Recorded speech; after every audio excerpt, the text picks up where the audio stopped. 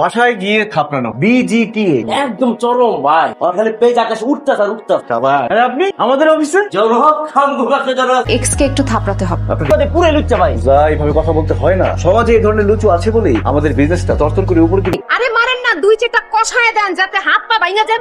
তাকে মারলে ও মা গো, আপনার হাতে এত শক্তি, আপনি একটা কাজ করেন আমাদের অফিসে জয়েন করে ফেলেন। বাবা স্যাম তোমাকে ফোন করছিল, আবার ছবিও দেখাইছে। হ্যাঁ দেখাইছে তো, এই দেখ কি মাঝে মাঝে ছবি, আমি শেষ। এগুলো তো এআই, আর্টিফিশিয়াল ইন্টেলিজেন্স। সেটা কি? আজকাল মোবাইল এডিট করে একটা তার একজনের ছবি লাগায় মানুষের ফোন নেটে ছেড়ে দেয়। সুমন, আমি আপনার মেয়ের কল, ও তো আমার অফিসে জব করে। কি বলো? আরে না, তোর সাথে চাকরি পাইছো? আলহামদুলিল্লাহ।